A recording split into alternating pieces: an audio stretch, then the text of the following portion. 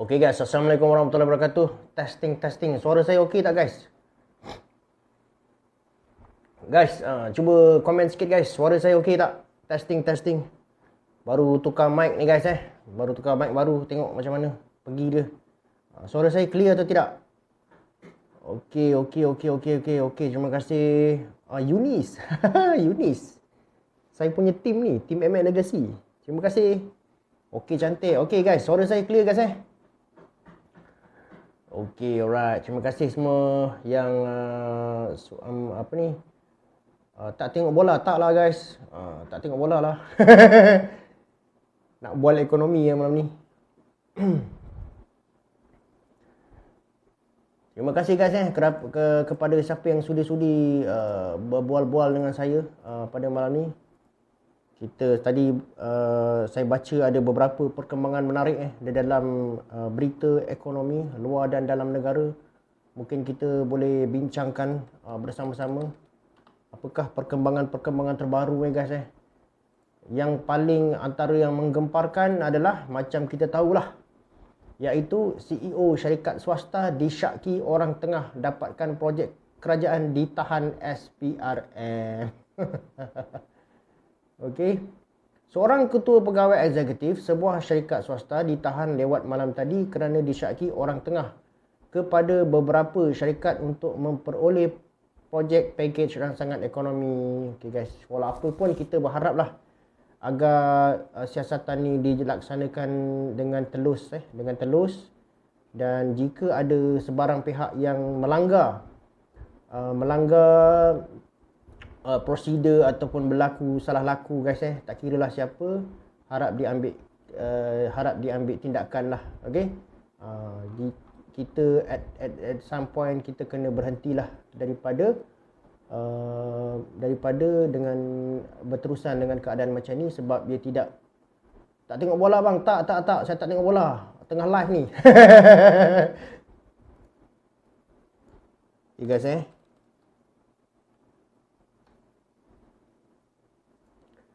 Okey, tengok bola bang. Okey guys, lagi satu berita terbaru. Bank of Japan unscheduled bond purchase. Maksudnya Bank of Japan sekarang ni guys dia melaksanakan satu polisi quantitative easing. Okey. Bank of Japan sekarang ni dia membeli bond tau. Dia membeli bond dekat pasaran bond Jepun. Iaitu ini kita panggil sebagai bank buat loan riba kan. Riba lah. Bank of Japan ni dia dia melakukan quantitative easing. Okey. Guys, tapi jangan cakap saya ni bila saya bercakap pasal interest rate saya mempromosikan riba guys. Saya explain kenapa benda tu berlaku. Okey. Macam mana benda tu berfungsi. Okey. Ada orang marah saya. Bila saya cakap pasal interest rate ni semua, dia marah saya. Dia kata, "Bang, abang ni mempromosikan riba. Malaysia 1, Thailand 0." Yes. Boleh share keputusan bola kat sini guys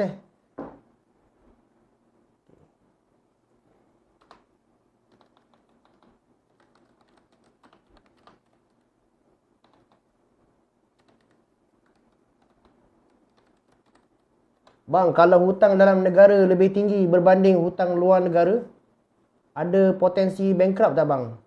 Kalau hutang dalam negara lebih tinggi berbanding hutang luar negara, ada potensi bankrupt tak bang? Sebenarnya guys yang kita katakan bankrupt tu adalah bila sesebuah kerajaan tu tidak mampu untuk membayar hutang. Tapi kita boleh faham lah, kalau contohnya lah kan, dari Pharmacist, Waalaikumsalam, terima kasih join. Dia macam ni guys dia umpama dia macam ni lah. Kita pinjam dalam negara kita ni daripada sumber-sumber yang kita dapati contohnya macam daripada KWSP, daripada KUAP. Itu adalah sumber-sumber dalam negara yang kita boleh gunakan untuk membuat pinjaman. Okey, itu namakan pinjaman domestik lah. Tapi ada lagi satu pinjaman luaran. Pinjaman luaran ni kita pinjam dari negara luar lah. Jadi guys kalau kita buat pinjaman domestik, biasanya jarang kita bankrupt. Kenapa? Sebab apa? Kita buat pinjaman ni daripada sumber dalaman. Contoh macam kita buat pinjaman daripada mak dan ayah kita lah, adik-beradik kita. Macam itulah contohnya pinjaman domestik. Kita pinjam daripada adik-beradik kita. Kita pinjam daripada mak bapak kita. Okey, kata kita tak boleh nak bayar, kita discuss balik term dia. Kan? So tu jarang orang yang boleh tak, biasa jarang kita buat pinjaman domestik, kita bankrupt. Biasanya bankrupt, negara bankrupt bila dia buat pinjaman luar lah. Contohnya lah, kita tak dapat nak bayar hutang daripada kerajaan, buat berhutang dengan KWSP, tapi dia tak boleh nak bayar hutang dengan KWSP. Boleh tak dia discuss balik terms dia? Discuss lah, boleh lah. Kan? Dia macam pinjam dengan adik-beradik, pinjam dengan mak bapak. Macam tu lah. Tapi kalau pinjam dengan pinjaman luaran ni, dia tak boleh negotiate guys. Jadi kalau kata bankrupt, bankrupt lah. Kalau tak boleh bayar, bankrupt lah.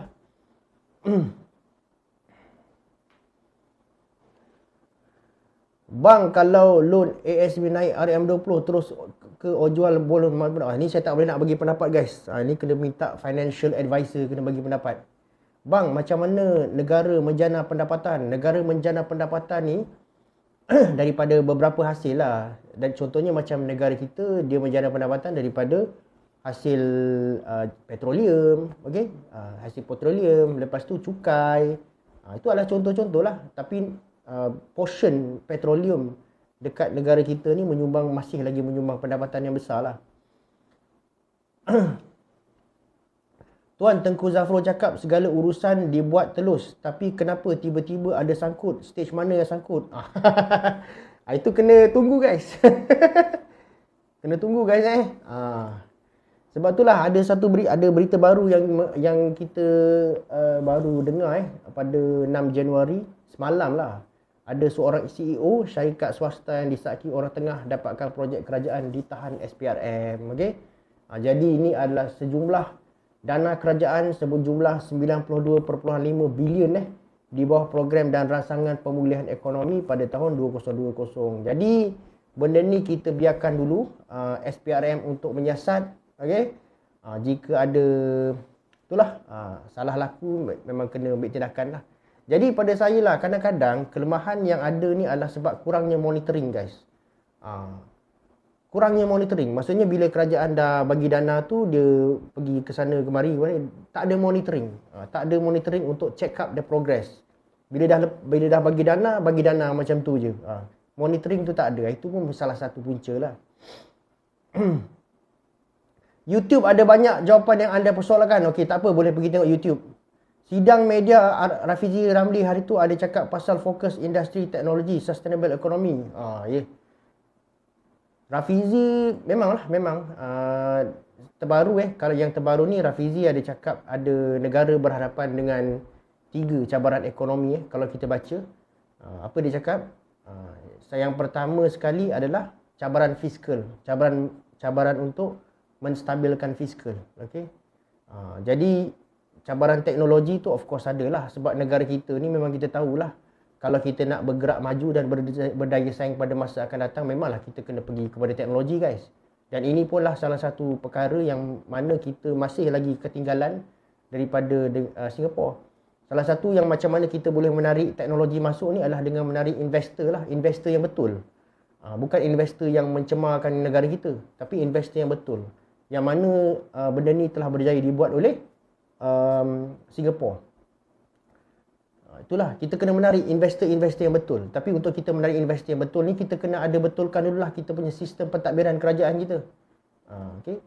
Kalau Singapura boleh tarik investor macam tu, kenapa kita tak boleh tarik investor macam tu? Hanya dengan menarik investor-investor yang betul je kita boleh transfer di teknologi. Kalau OPR US naik lagi tahun ni, adakah akan ada impact lagi ke dalam market? Of course. Of course. Dan saya rasa lah, saya fikirlah guys saya fikir US akan berkeras naikkan interest rate dia lagi kot. Tu kalau apa yang saya nampak lah. Dan baru-baru ni pun Federal Reserve punya chairman ada buat satu kenyataan. Dia kata dia akan terus berkeras untuk melawan inflasi dekat US. Jadi kebarangkalian untuk Federal Reserve meningkatkan lagi kadar interest rate dia orang ada. Dan of course kalau kata Federal Reserve terus meningkatkan dia orang punya interest rate, Apa yang berlaku adalah kita akan menerima tekanan lah guys jadi korang fahamkan yang maksudnya sekarang ni of course di samping inflasi yang menyebabkan kita meningkatkan OPR adalah disebabkan dekat US ni inflation interest rate dia tinggi. Saya ada buat satu video tu comparison apakah kesan kalau dekat interest rate dekat US tu naik. Saya ada buat satu video guys Sebab kalau kata US naik terus naikkan dia punya interest rate, kita tidak ada pula cara lain lah kecuali kita pun akan mengikut US punya interest rate. Kalau you all nak tahu kalau you all tengok data kan, you all akan nampak tau kita punya secara ironi kita punya OPR tu akan mengikut US punya interest rate. Federal Reserve punya interest rate. Kalau you tengok betul-betul you akan nampak memang dia mengikut. Dia mengikut. Jadi kalau kata US naikkan interest rate dia orang, ada kemungkinan OPR kita mungkin akan berubah. Apakah yang dimaksudkan dengan sustainable economy? Sustainable economy ni maksudnya ekonomi yang boleh bertahan dan berdaya saing dalam jangka masa hadapan, dalam jangka masa panjang. Contoh, bila kita katakan sebagai subsidi. Subsidi is not sustainable. Sebab apa? Perbelanjaan subsidi tu semakin besar. Okay? Jadi semakin besar dan juga kerajaan makin lama tak dapat menanggung subsidi. Jadi peruntukan subsidi tu tidak boleh bertahan lama. So it's not sustainable. Maksudnya macam itulah.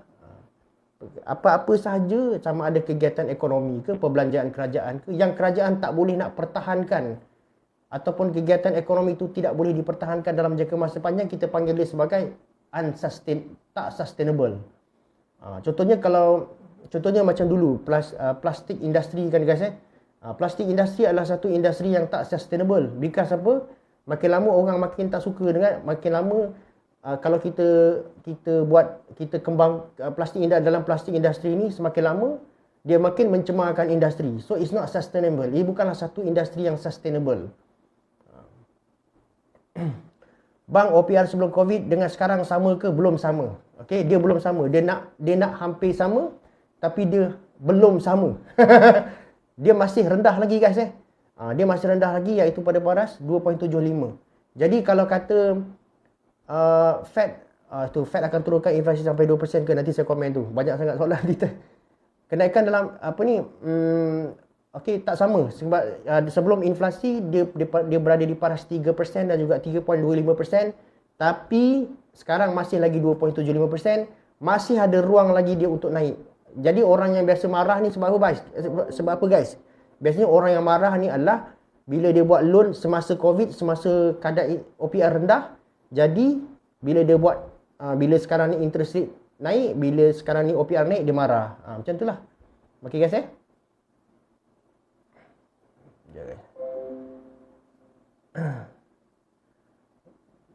Kenaikan OPR di US ada kena-mengena tak dengan peperangan Ukraine dengan Rusia? Mungkin ada kena-mengena, tapi saya percayalah sebenarnya dia mungkin ada dua sebab lah guys Yang pertama of course lah disebabkan kesilapan US sendiri.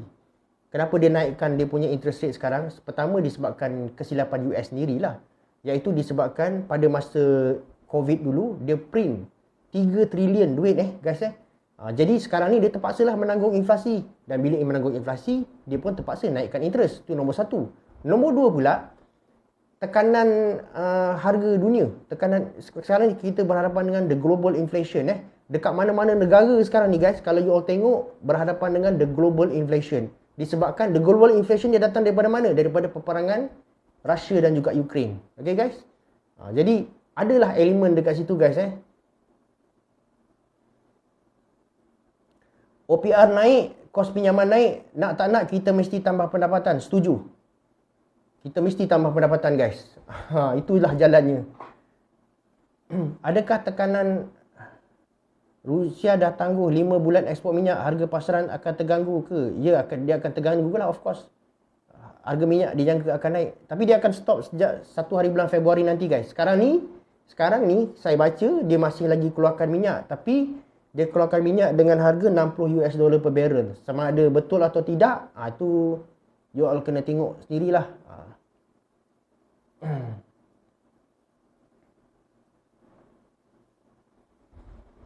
Bang, kenapa ada statement government tak boleh kontrol bank negara? Ini ialah statement daripada yang terbaru daripada Perdana Menteri kita lah, Datuk Seri Anwar Ibrahim, yang mana beliau mengatakan bahawa dalam statement yang terbaru, dia cakap kerajaan akan memberi ruang sepenuhnya kepada Bank Negara Malaysia untuk menentukan kadar OPR. Okey? Okay, jadi sebenarnya memang macam tu guys. Walaupun bank negara ni dia adalah sebahagian daripada kerajaan, tetapi kalau you tengok dari segi dia punya struktur organisation, dia tidak ada orang politik dekat situ. Dia tak macam JLC guys Dekat JLC ni banyak lantikan politik, betul lah guys. Tapi kat dalam bank negara tak ada. Dekat bank negara tu semuanya adalah golongan profesional. Jadi bank negara ni dia berikan authority lah untuk menentukan dia orang punya keputusan sendiri, dan orang yang bertanggungjawab untuk melaksanakan dasar-dasar dan polisi bank negara ini adalah governor. Okey, governor diberikan kuasa dan diberikan ruang untuk menentukan kadar OPR. Boleh tak kalau sesebuah kerajaan tu campur tangan dalam urusan bank negara? Of course lah boleh. Kan? Of course lah boleh. Dia sebahagian daripada kerajaan. Tapi kalaulah berlaku terlalu banyak campur tangan kerajaan di dalam urusan central bank sebuah negara tu, susahlah bank negara nak buat keputusan. Betul lah guys? Macam samalah macam Turki. Okay guys macam Turki, di mana Presiden Tayyip Erdogan dia tak bagi buat tu, tak bagi buat ni. Jadi tak boleh buat Bank of Turkey tu tak ada authority lah guys Jadi untuk buat keputusan dia sendiri. Okey. Jadi dia tak boleh nak buat keputusan sendirilah bila kata sebuah bank negara tu di bawah pengaruh politik lah, senang cerita kan. Dia tak boleh nak buat keputusan sendirilah. Sebab itulah guys kalau kata berlaku kenaikan dalam interest inflation dekat Turki ni, dia nak naikkan interest rate tapi Tayyip Erdogan tak bagi. Okey? Macam itulah lebih kurang. Sebab itulah dekat Malaysia ni setakat ni kita kerajaan insist lah bahawa tidak ada campur tangan daripada kerajaan. Bang, boleh tak kaji koperasi tentera punya dividen? Macam pelik sikit tahun ni. Saya tak pastilah guys. Koperasi tentera punya dividen. Nanti kalau saya dedahkan benda-benda macam ni, saya ada orang marah saya pula guys. Kan cari musuh dengan orang pula. Okey. Okey guys, siapa yang beli dia ada TikTok shop saya tu, saya ucapkan terima kasih guys Sambil-sambil tu bolehlah tengok produk-produk saya dekat TikTok shop. Okey, terima kasih. Okey, dan juga salah satunya of course saya ada buat baju lah, akan tetapi dekat ekonomi #ekonomi you all boleh dapatkan daripada Bang. Pandora Papers tu apa? Okey guys, ramai orang tanya saya pasal Pandora Papers. Saya ingat saya nak buat satu video lah. Video khas Pandora Papers. Korang nak dengar tak? Saya tengoklah permintaan orang lah. Kalau orang nak, kalau lagi satu isu tu janganlah isu yang berkontroversi sangat guys. Kalau kata berkontroversi sekarang, nanti aku punya TikTok ni kena ban pula.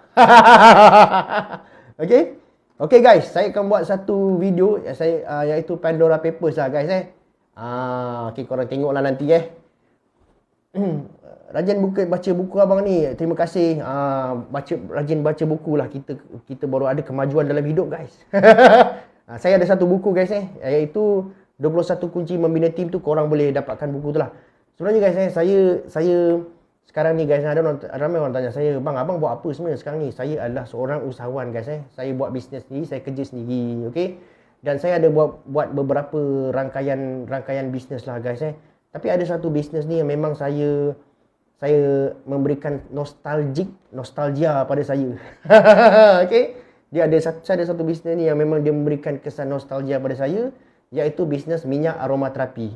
Itu sebab bisnes ni saya buat sejak daripada 6-7 tahun lepas lah. Dia adalah antara bisnes awal yang saya buat. Okey guys dia macam satu nostalgic tau guys. Saya sayang bisnes tu. Sebab apa? Dia adalah antara yang awal. Macam kita lah kan, bila kita boleh beli kereta baru guys. Kita boleh beli kereta baru kan, semua kan kita boleh beli. Tapi ada satu kereta ni kita sayang. Sebab dia memberikan kenangan kepada kita. Macam kita punya kita punya ni lah, kita dating semua kan. Dekat situ menggunakan kereta tu kan. That's why lah dalam saya punya ni ada satu buku ni yang mana saya karang lah sendiri. Ni adalah buku yang saya buat mengisahkan bisnes saya yang pertama tu lah guys tu ada dekat situ. Kalau you all berminat boleh dapatkan buku tu lah. Bang, isteri berapa orang? Seorang. Kau ni tanya soalan macam ni lah. Kan bini aku dengar kan. Okay, terima kasih guys Guys, bantu saya tap sikit guys Dah nak 10k tu guys Bang, Fed monetary policy selalunya setahun berapa kali ya? Monetary policy committee meeting ke? Dekat Malaysia ni kita ada satu monetary policy committee meeting, okay? Yang mana dia ada schedule beberapa kali dalam setahun lah. Tapi dia punya dekat Fed, dia panggil sebagai Federal Open Market Committee, FOMC. Dekat Malaysia kita panggil sebagai MPC, Monetary Policy Committee.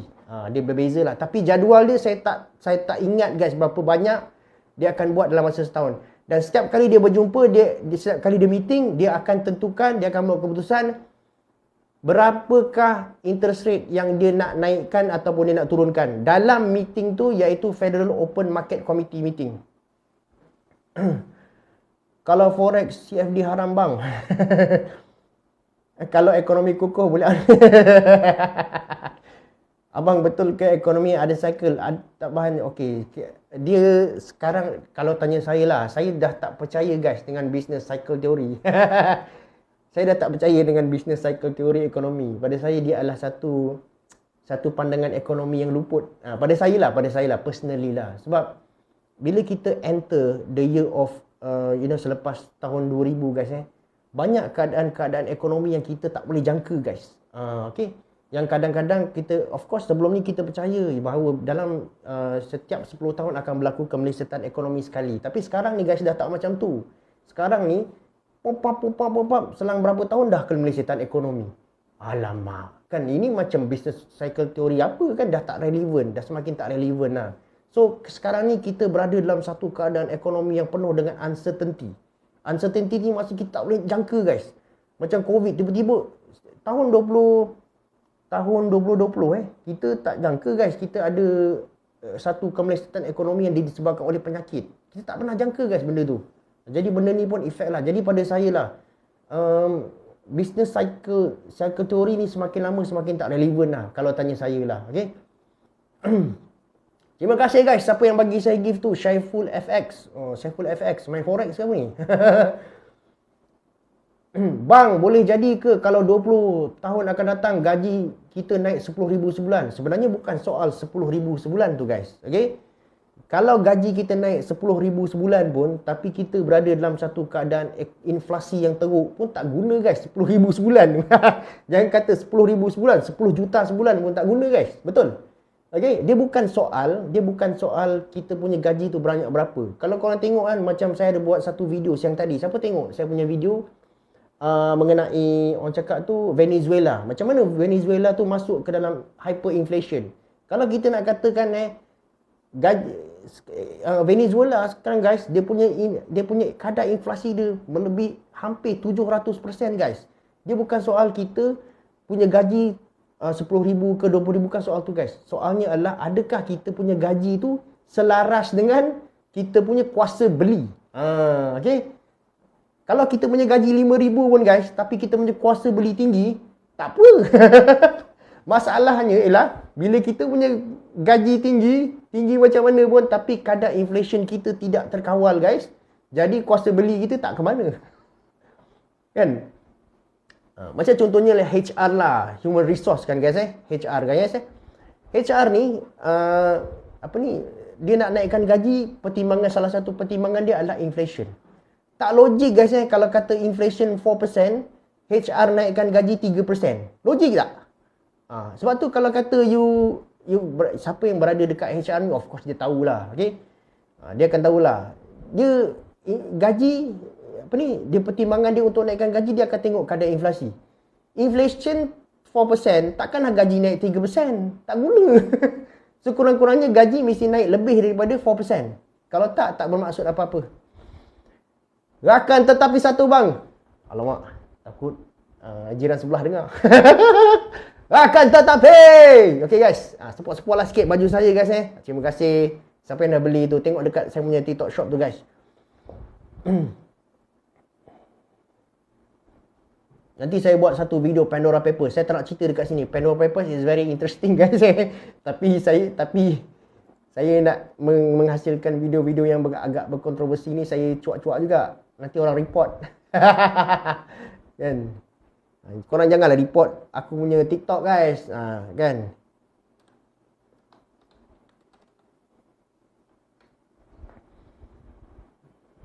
Oh, okey. Malaysia lawan Thailand. Malaysia menang lah guys. 1-0. Alhamdulillah. Faisal Halim score. Bang, apa yang dimasukkan dengan bubble yang menyebabkan ekonomi krisis 2008? Okey. Guys, dalam ekonomi ni kita ada satu term kita panggil sebagai bubble. Bubble. Apa maksud bubble? Bubble ni adalah satu keadaan di mana dia ekonomi tu berada dalam satu keadaan overheating. Overheating ni maksudnya guys macam ni guys Korang masak air kan. Korang masak air sampai dia betul-betul mencecah 100 darjah Celsius, dia akan keluar bubble. Betul tak? Dia akan mendidih lah. Dia keluar bubble lah. Ekonomi pun macam tu guys.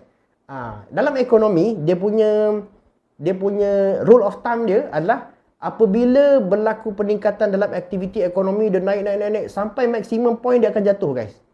Bila dah maksimum point tu dia cecah bubble lah. Dalam kes di mana pada krisis ekonomi 2008 global financial crisis, iaitu mortgage crisis 2008 apa yang berlaku adalah pada asalnya harga rumah dekat US ni murah guys. Okey, dia murah.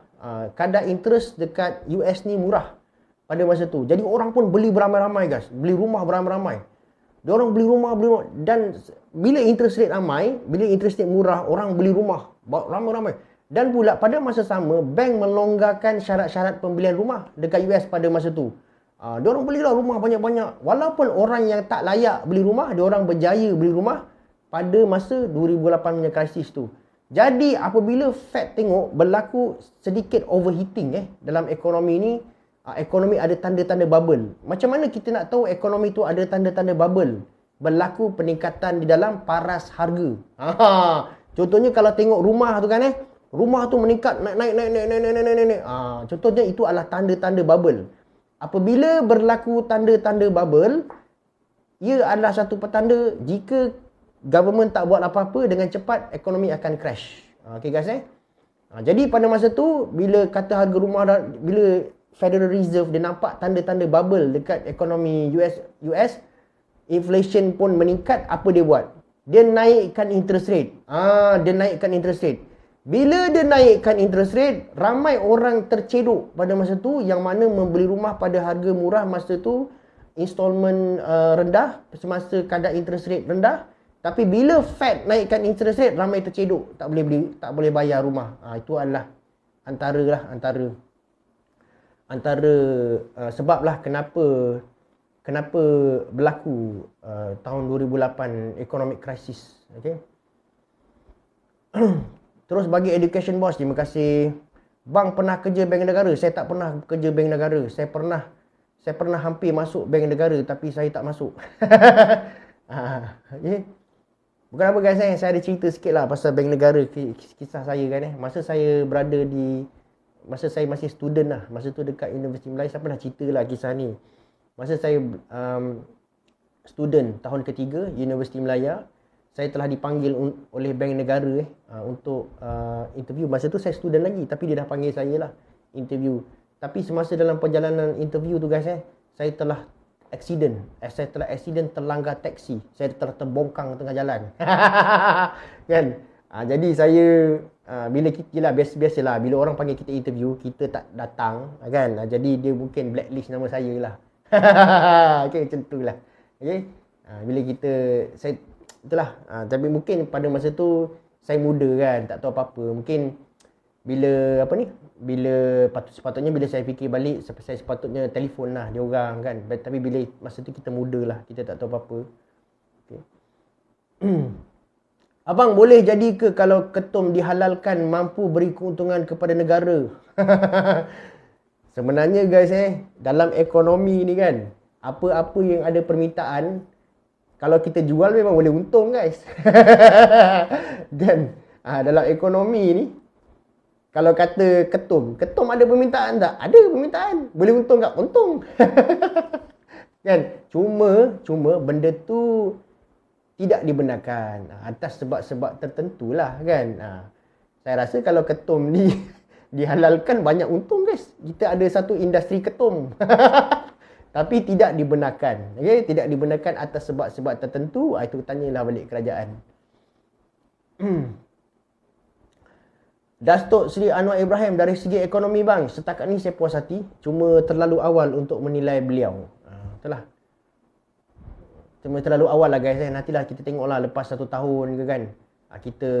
Kita evaluate dia lah kan. Tapi maksudnya kita bagi dia chance lah. Buat kerja dulu. Tapi setakat ni apa yang dia buat saya rasa okey lah kan.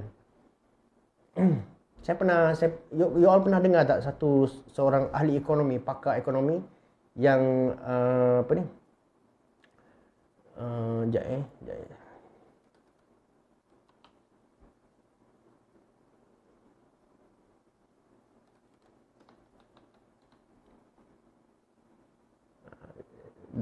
Profesor Dr. Zakaria. Profesor Dr. Zakaria. Bukan. Profesor Emeritus. Profesor Emeritus Zakaria. Saya pernah jumpa dia guys. Dia adalah daripada Malaysia Institute of Economic Research.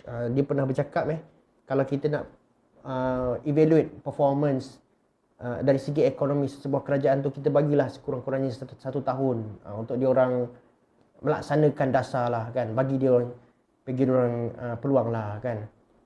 So kita bagi dulu peluang pada Datuk Seri Anwar untuk buat kerja dia. Assalamualaikum Tuan Effendi. Waalaikumsalam Tuan Effendi. Salam Tuan, boleh cerita tentang pelaburan-pelaburan yang melanggar amla Bank Negara? Itu saya tidak begitu secara detailnya saya tak ni lah guys. Saya tidak memfokus kepada itu sangat. Tapi kalau nak tu nanti saya boleh buat satu video lah. Kejap bagus juga guys saya live ni saya dapatlah idea nak buat konten. Okay, nanti saya akan look forward lah untuk buat konten tu. Terima kasih guys Abang orang Muar ke? Bukan, saya bukan orang Muar. Saya orang daripada selatan Johor. Malaysia haramkan judi, adakah ada kesan kepada cukai negara? Okey. COO Megah Holding. Okey, Megah Holding tak apa, jangan Mengah Holding. Guys, sebenarnya kan kalau you all tahu dia dekat ekonomi ni kita panggil sebagai satu syntax.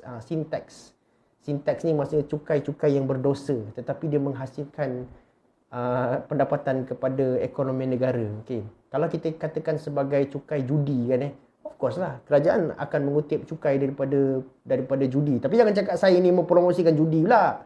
Saya cakap tentang hakikat guys Tapi guys saya selalu percaya macam ni lah guys saya percaya bahawa walaupun kerajaan mengutip cukai daripada aktiviti sektor perjudian, memang sektor perjudian ni memberikan hasil kepada kerajaan. Kita tak nafikan guys. Tapi pada saya lah kerosakan masyarakat daripada aktiviti judi ni lebih teruk daripada hasil kerajaan yang disumbangkan lah. Itu pandangan peribadi saya lah.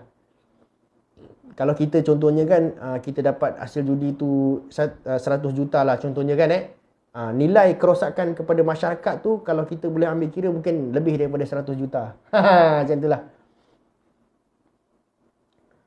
Apa setakat ni langkah kerajaan untuk grow ekonomi? Okey, ni soalan ni saya boleh jawab. Apa setakat ni langkah kerajaan untuk grow ekonomi? Langkah kerajaan yang awal yang saya nampak untuk grow ekonomi adalah membersihkan kerajaan. membersihkan jabatan-jabatan kerajaan dan membersihkan badan-badan kerajaan daripada rasuah. Itulah yang saya nampak. Okey. Itulah yang saya nampak lah. Yang pertama, bila kita membersihkan kekotoran ni, maksudnya kita meletakkan kita punya pentadbiran di landasan yang betul. Perkara pertama yang kita akan dapat benefit adalah membina keyakinan pelabur asing. Okey, membina keyakinan pelabur asing. Dan kita tahu guys dari segi pelaburan asing memang kita kalah. Itu tak dinafikan, kita kalah dengan Indonesia guys. Indonesia sebuah masa dulu adalah sebuah negara yang belajar daripada kita macam mana nak tarik investor, tapi diorang dah kalahkan kita, guys. Ini satu kemaluan. Satu kemaluan. Okey. Jadi bila kita berada di dalam landasan betul, kita kurangkan rasuah, kita bersihkan kerajaan. Okey. Jadi adalah keyakinan daripada pihak pelabur, para pelabur. Okey. Lagi satu, penjimatan kerajaan. Saya sangat sokong dengan penjimatan kerajaan, yang mana saya rasa penjimatan perbelanjaan kerajaan yang mana saya rasalah banyak perbelanjaan kerajaan yang tak perlu, yang patutnya boleh dijimatkan lah. Tetapi di bawah pentadbiran kerajaan sekarang, dia cubalah untuk buat. Walaupun masih terlalu awal untuk kita judge, tapi okey lah, bagus lah. Benda yang betul kan, kita support lah. Tak kira lah siapa daripada parti mana. Betul ke macam tim kosong je bab berasuah ni? Kita kena tengok dulu, guys. Macam saya cakap lah, bagilah dia chance, tengok macam mana. Jadi kan ramai orang beli rumah masa PKP, kemudian OPR back to normal, possible jadi bubble. Okey. Possible. Possible kalau kita tengoklah jumlah orang yang membeli semasa OPR rendah tu terlalu tinggi. Tapi saya tak rasalah dekat Malaysia ni kita berada dekat keadaan yang macam tu. Okey. Sebab masa dekat Malaysia ni, saya percaya semasa COVID, walaupun OPR rendah, orang tak berani sangat nak meminjam pada masa tu. Dia tak macam dekat US, guys. Dia tak macam dekat US. US ni pada masa tu dia keterlaluan. Dia terlalu ramai orang. Lagi satu, bila semasa OPR rendah, bukan itu sahaja faktornya. Macam saya cakap tadi kan, walaupun dalam OPR rendah, pada masa sama bank-bank dekat US ni pada masa tu dia melonggarkan syarat. You all boleh baca, guys. One of the factor yang menyebabkan global financial crisis dan economic housing bubble pada tahun 2008 adalah apabila bank-bank yang memproses rumah dekat US pada masa tu, diorang relax lots of procedures. Maksudnya orang yang tak layak pun diorang layakkan. Tapi saya tak rasa dekat Malaysia kita buat macam tu, walaupun semasa OPR rendah. Sebab saya tahulah kan, masa OPR rendah tu, you perasan tak, masa OPR rendah tu sebenarnya bank very strict untuk meluluskan loan tu, guys. Perasan tak? Bank very strict tau, guys, untuk meluluskan loan pada masa tu. Okey, jadi kalau kata dalam OPR rendah tapi bank melonggarkan syarat, macam mana dekat US tu, boleh jadi bubble, guys. Tapi kalau bank masih berdisiplin, okey.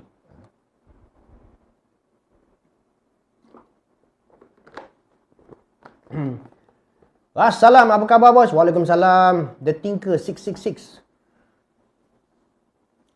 Adakah betul USA boleh cetak duit semana yang dia nak? Okey, ini soalan yang bagus, soalan yang menarik. Setakat ni US akan print sebanyak mana yang diorang nak selagi diorang menguasai petrodollar. Betul, guys? Betul, guys? So selagi diorang ni merupakan the world reserve currency, selagi diorang dianggap sebagai petrodollar, iaitu sebagai mata wang utama untuk trade petrol atau minyak, diorang boleh print duit sesuka hati. Itulah dia. Sebab tu diorang berani print 3 trilion, guys. Diorang print 3 trilion semasa COVID 2020. You all boleh baca, boleh Google je. Diorang print 3 trilion. Mana negara berani print duit 3 trilion? Di atas dasar apa? Kan? Mana ada negara berani, babe, print 3 trilion kalau bukan US?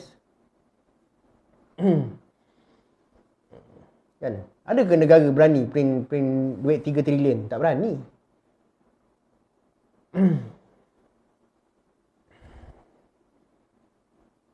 Petrodollar, Federal Reserve, diorang pegang. Bang, teori emas kalis inflasi. Kali inflasi. Kalis lah tu kot. Betul kalis. Bang, teori emas kalis inflasi betul. Betul. Apa ni cakap betul atau tidak? Hampir betul. Sebab bukan apa, emas ni dia adalah, pada saya lah mungkin pada orang lain lain pandangan lah, tapi pada saya lah, emas ni harga dia, dia punya value dia stabil. Bila duit kita dimakan inflasi, value duit kita tu dimakan oleh inflasi, tapi emas tak. Emas nilai dia stabil.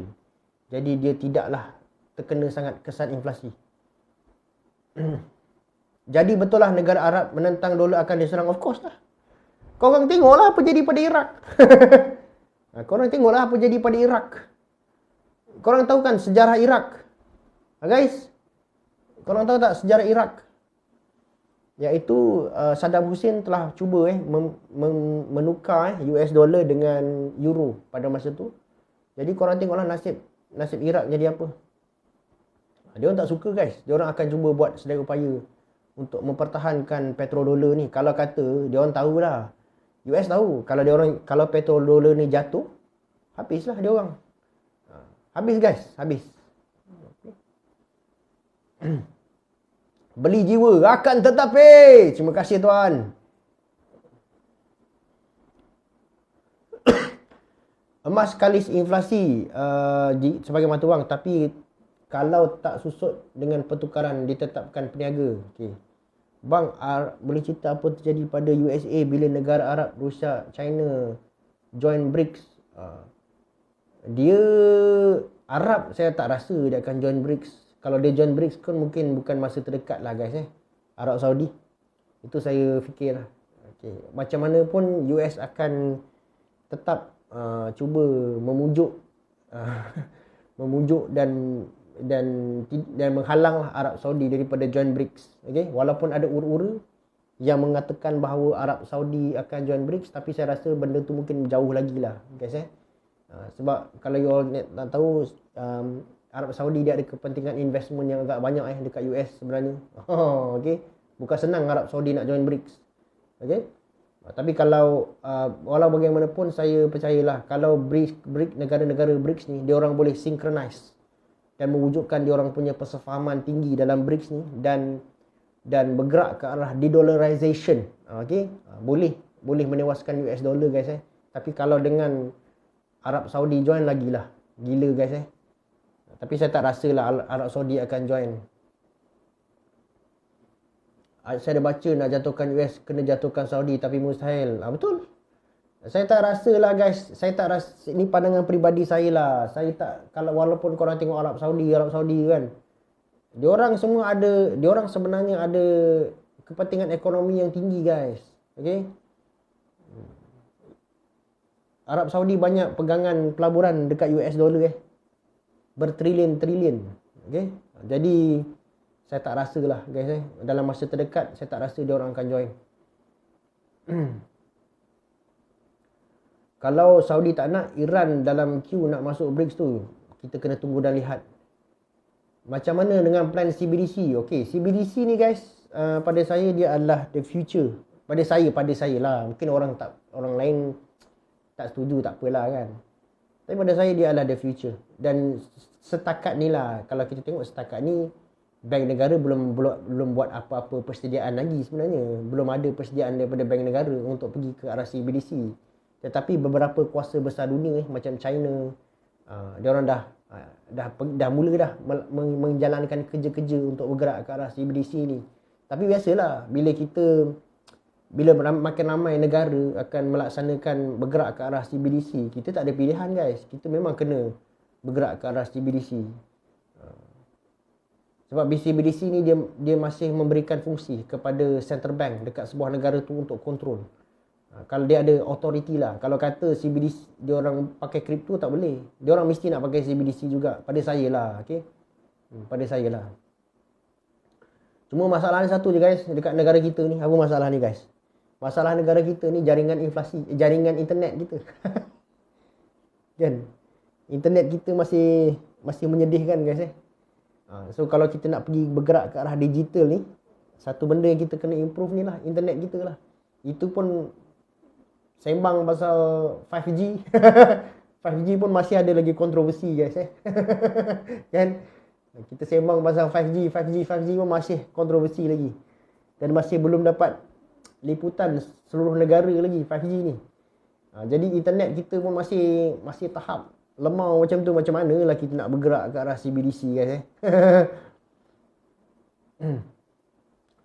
Dengan kenaikan OPR tahun 2023 ni, ASBF layak teruskan atau tidak? Guys, ini saya tak boleh nak bagi komen secara spesifik guys ini you all kena tengok sendiri. You all kena tengok sendiri pulangan you macam mana. Okay guys saya tak boleh nak komen pasal tu lah, sebab ini dah masuk bab financial advice. Nanti orang marah saya guys. Jadi you all tengok lah. Kalau kata kalau you rasa macam dah tak worth it, you jual lah kan. Macam tu je lah. You all tengok lah guys apa jangkaan ekonomi Malaysia tahun ni tuan? Positif? Half-half. Half-half. Okay, half-half. Dia apa ni? Yang menjadikan keadaan lebih jadi tidak menentu ni apabila Rusia geng. Rusia dia blockage dia orang punya ekspor minyak. Itu adalah satu keadaan yang memang kita tak boleh nak jangka guys Dan impact kepada Rusia ban dia orang punya ekspor ni, kesan dia kita tahulah, kesan dia akan meningkatkan harga minyak dunia, dan of course kesan dia ke atas inflasi of course ada. Yang kita risau sekarang ni yang saya risau lah kan guys berlakunya peningkatan dalam global inflation. Global inflation ni maksudnya ialah kadar inflasi kita ni sekarang berada dekat 4%, mungkin dia boleh naik lagi guys, disebabkan oleh peningkatan dalam harga minyak dunia. Dan korang tahu kan, bila peningkatan di dalam kadar inflasi berlaku, apa yang akan jadi guys? Jawabnya adalah OPR mungkin akan naik lebih tinggi. Okey guys OPR akan naik lebih tinggi. Hari tu saya baca satu berita daripada utusan Malaysia guys Dia kata kalaulah OPR naik lagi tinggi 30,000 orang dekat Malaysia ni akan muflis. Betul guys saya baca satu berita dari mana utusan Malaysia. Dia kata kalau naik lagi OPR, dijangka 30,000 orang akan muflis. Paling kelakar USA nak sekat ekonomi Rusia. Rakyat Malaysia masih baguskan bang, rajin berbelanja dari negara-negara elok untuk domestik ekonomi. Okey. Rajin berbelanja ni bergantung kepada keadaan juga guys. Okey. Kalau dalam keadaan ekonomi, keadaan inflasi yang tinggi, sepatutnya kita kurang berbelanja. Sepatutnya lah. Kalau dalam keadaan inflasi yang tinggi, kita makin berbelanja, inflasi akan naik guys. Dan untuk lawan inflasi ni, bank negara akan naikkan dia punya OPR. Kalau korang tak nak bank negara naikkan lagi OPR dia, sama-samalah kita mengawal perbelanjaan kita. Rakyat Malaysia, okey guys. Jadi tapi kan guys kalau kata kita banyak menyokong produk-produk tempatan, baguslah. Okey. Saya tak terkesan dengan kenaikan OPR. Mungkin awak ni golongan kayangan kot. Bang, terang sikit dasar fiskal. Okey, dasar fiskal ni adalah dasar yang mana kerajaan dia mengubah dua komponen ni guys iaitu cukai dan juga perbelanjaan kerajaan. Okey. Dia dasar fiskal ni dah ditulis, dasar fiskal mengembang dan dasar fiskal menguncup. Bila dasar fiskal mengembang maksudnya kerajaan naikkan perbelanjaan kerajaan naikkan, kerajaan berbelanja lebih banyak. Tapi kerajaan turunkan kadar cukai. Okey. Dia turunkan cukai, bila cukai turun kan kita kita punya pendapatan boleh guna kan, naik kan guys kita boleh berbelanja. Jadi dalam dasar fiskal mengembang, kerajaan naikkan perbelanjaan kerajaan turunkan cukai. Dalam keadaan dasar fiskal menguncup, kerajaan turunkan perbelanjaan kerajaan, naikkan cukai. Jadi dalam dasar fiskal ni kerajaan bermain dengan dua benda ni guys. Cukai dan juga perbelanjaan kerajaan. Teringat kempen inflasi SIFA je. Kempen inflasi SIFA tu pada saya adalah satu kesilapan teknikal. Sepatutnya tak boleh. Kempen inflasi SIFA tak boleh guys Inflasi tak boleh SIFA. Bang, cerita pasal Upin Ipin pula. Tengok kartun lah. Kenapa resort NFP FOMC buat market jadi laju? Okey. Buat market jadi laju guys sebab mungkin dia nak slow down kan. Sebab saya Dia pada saya lah dasar US sekarang ni, Federal Open Market Committee, dia sebenarnya dia nak slow downkan ekonomi. Sebenarnya kalau ekonomi makin laju, terbalik guys. Kalau sekarang ni bang, fiskal mana yang sesuai bang? Thank you. Kalau sekarang ni kalau sekarang ni dasar fiskal yang, kalau kita melaksanakan dasar fiskal ni, kita tengok juga kita punya pertumbuhan ekonomi macam mana. Kalau keadaan ekonomi kita, bukan dalam semua keadaan kita kena melaksanakan dasar fiskal guys. Dalam kita tengok dasar fiskal mengembang atau menguncup ni, dia tengok keadaan. Kalaulah sekarang ni kita berhadapan dengan negative growth maksudnya kita punya quarterly economic growth tu negatif, kerajaan akan melaksanakan dasar fiskal mengembang lah. Kalau dalam keadaan inflasi yang tinggi, kerajaan melaksanakan dasar fiskal menguncup. Tapi pada pandangan saya, yang lebih sesuai buat masa ni dalam keadaan ekonomi inflasi kita yang tinggi, dalam keadaan inflasi kita yang tinggi lebih kurang dalam 4% macam tu, lebih sesuai kita laksanakan dasar fiskal menguncup. Untuk kita turunkan kadar inflasi tu di bawah 4% dan stabilize balik kadar inflasi tu, kita better melaksanakan dasar fiskal menguncup. Sebab sekarang ni kita sedang melawan inflasi guys dalam negara kita. Baju dah sampai, bila tengok cermin tiba-tiba rasa jadi Nazri Hamdan. Terima kasih tuan Kamen Rider 07. Terima kasih tuan support baju saya Guys, siapa yang belum support baju saya tu, bolehlah support guys Terima kasih tuan Kamen Rider 07.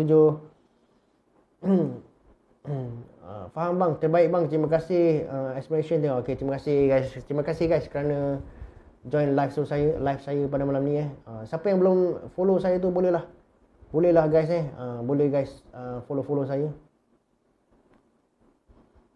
Abang Black.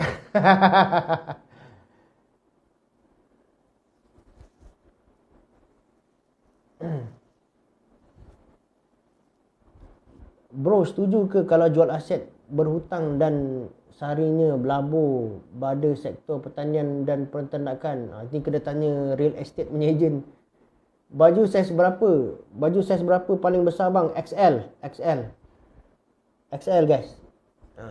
Tak tahulah, ada orang minta saya buat saiz yang lebih besar. Tapi mungkin saya akan tambah lah double XL dengan triple XL. Saya akan tambah lah guys InsyaAllah. Pakej rangsangan ekonomi 92.5 macam mana bang? Penuh dengan kontroversi. Itu kita kena tunggu SPRM kan, itu penuh dengan kontroversi guys Kita tunggulah. Saya nak komen lebih-lebih pun tak berani. Okey, so kita tunggu dan lihat.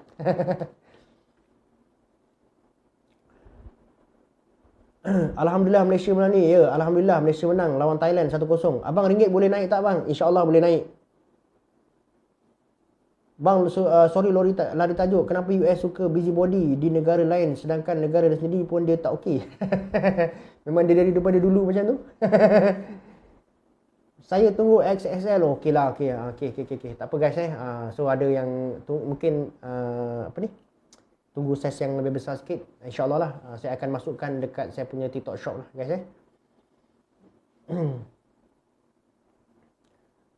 Pertanian dan peternakan pun ada risiko. Ya, sebenarnya guys semua benda kita buat peternakan ke pertanian ke, semuanya ada risiko guys.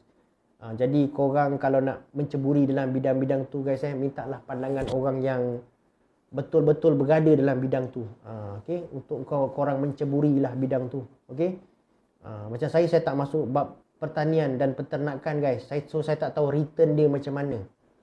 Saya tak tahu return dia macam mana. Macam mana return dia, kalau korang dah invest tu berapa banyak, berapa lama korang boleh dapat korang punya return, berapa kau punya ROI, return from investment korang. Itu saya tak boleh jawab guys sebab saya tak berada di dalam industri itu. Jadi korang yang nak melabur dalam industri peternakan ni semua kan, korang kena tanyalah, belajar daripada orang yang memang buat bisnes tu, yang memang pakar buat bisnes tu. Jadi korang boleh dapat tahulah informasi yang penting ni guys. Penat input mahal tu Pak Chu cakap. Saya duduk dalam bidang pertanian. Dia kata input mahal itu Pak Chu pandai. Kan? Boleh tanya Pak Chu lah. Kan? Dia dah berada dalam bisnes tu, dia tahu lah. Akan tetapi risiko pertanian adalah harga pasaran orang tengah.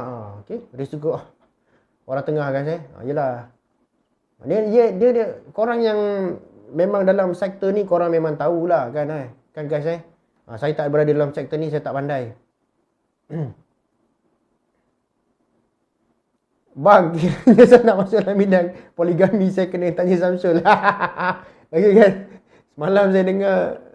Semalam saya dengar isteri satu Malaysia apa ni? Merajuk guys ada suami yang kena tidur kat luar.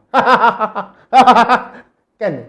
Disebabkan isu Samsul isteri satu Malaysia menjalankan kempen. Suruh lelaki tidur luar kerana perasaan dia orang terganggu ke apa. Nasib baik saya tak kena tidur luar.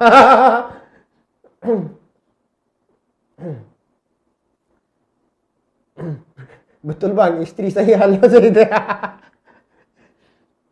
Bang, relevan lagi ke melabur dalam ASB? Guys, melabur dalam mana-mana pun guys relevan selagi dia tidak memberikan korang risiko. Cuma isu dia sekarang ni adalah bila korang buat loan. Bila korang buat loan, korang buat loan ASB, korang itu dia ada isu kat situ. Macam saya tak buat loan guys. Saya melabur, saya masuk duit kat situ. Ada orang, sebab tu saya tak boleh nak komen guys. Orang cakap, bang relevan lagi ke buat loan ASB untuk buat. Itu korang kena buat kajian sendiri guys. Sebab saya tak berada kat situ. Saya masukkan duit je kat situ. Jadi saya tak buat loan untuk buat ASB guys. Jadi dari segi dia punya rate tu berapa, saya tak updated sangat. Okay? Korang at the end of the day korang kena buat keputusan lah. Tengok. Nak berjinak-jinak dalam ekonomi, buku atau website bagus bang. Sekarang ni guys banyak guys sebenarnya dalam bidang ekonomi ni. Tapi buku-buku yang saya baca, yang saya sukalah baca adalah buku-buku sebenarnya guys buku ni saya boleh share dengan korang ada dua jenis buku guys, buku ekonomi ni. Ada dua jenis buku. Buku pertama adalah buku yang ditulis oleh academician. Yang ditulis oleh profesor ekonomi kan. Semua kan. Tapi buku-buku yang ditulis oleh profesor ekonomi ni adalah buku-buku yang sangat membosankan. Buku-buku yang membosankan guys. Okey? Lepas tu dia ada satu buku kategori kedua, buku yang ditulis oleh politician tapi dia bercakap dalam bidang ekonomi. Buku ni interesting. Buku ni sangat interesting. Saya sebenarnya kalau diberi pilihan, saya lebih suka baca buku politician yang bercakap pasal ekonomi. Itu saya suka. Tapi cuma bila korang baca buku-buku politician, buku tu memang interesting guys. Dia sebab apa, dia banyak sentuh isu-isu praktikal yang cara dia menulis tu sangat bagus lah. Cuma bila korang baca buku politician ni, bila baca buku politician yang bercakap pasal ekonomi, korang tak boleh start dengan satu pandangan je. Korang kena baca semua benda. Okay guys Bagi contoh saya suka baca buku. Satu buku tu hasil tulisan Tony Puah. Saya suka. Okay. Apa tajuknya saya pun lupa. Ada satu lagi buku yang ditulis oleh Dr. Zulkifli. Dr. Zulkifli bekas menteri kesihatan. Dr. Zul saya terperanjat dia punya knowledge ekonomi tu power juga guys. Lepas tu saya bacalah buku-buku, contohnya macam buku Dr. Mahathir pun ada cakap pasal ekonomi. Mudah faham tak buku politician? Okey, mudah faham pada saya lah. Dan dia ditulis dalam keadaan yang lebih interesting daripada buku academician. Kalau tanya saya lah, personally.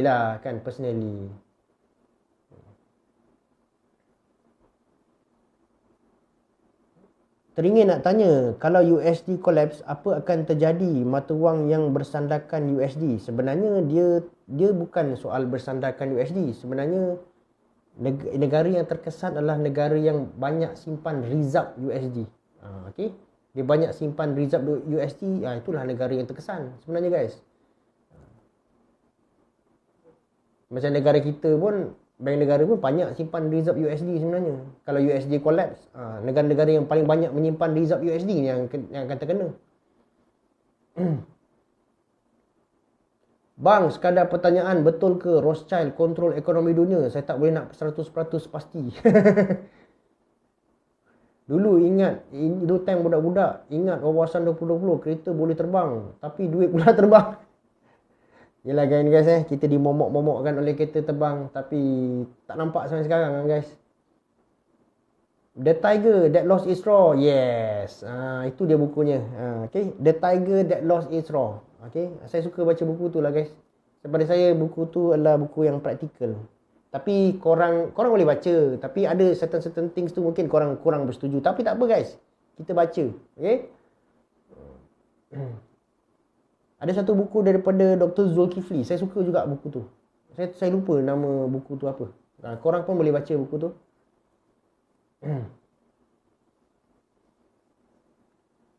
Fixed deposit tu salah satu skim pelaburan luar ke bank. Maaf, tak.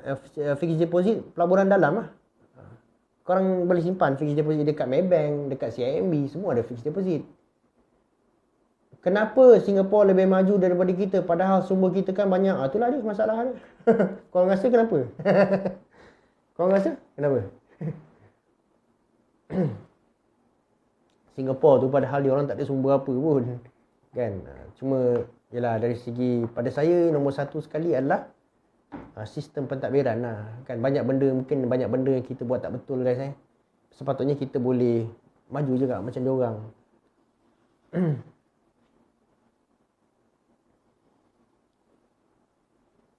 Pendapat abang tentang fixed deposit atau ASB bagus bang? Okey, sebenarnya dua-dua bagus. Pada saya lah dua-dua bagus sebenarnya.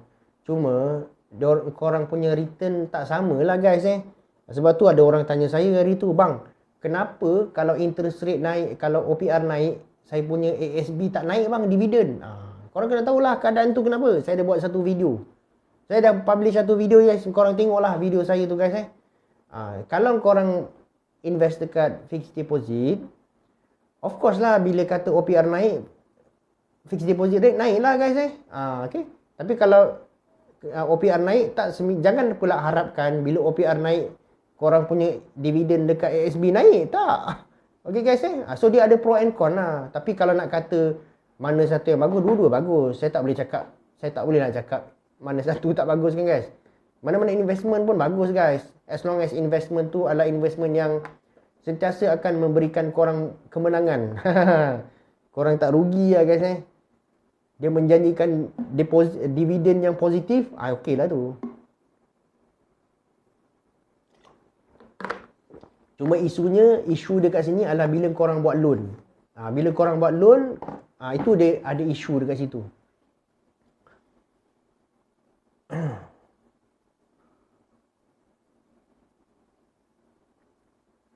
Bang, saya hampir semua tengok video abang tu. Berulang tengok. Best tengok video abang. Alhamdulillah. Terima kasih support. Guys, okay guys. Dah pukul 11 guys. Saya terpaksa end live lah. Besok saya kena bangun awal guys. Pagi besok. Nak berjaya, kena bangun awal pagi guys.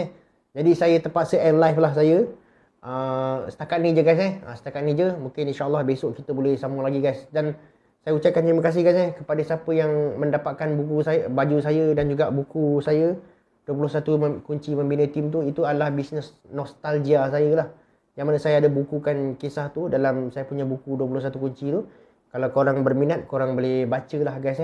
Dalam buku tu boleh dapatkan dekat saya punya TikTok shop. Okay guys. Terima kasih guys kerana awal no. Tapi besok saya kena tidur awal guys malam ni. Sekarang kalau tidur tak cukup, kadang sakit kepala lah.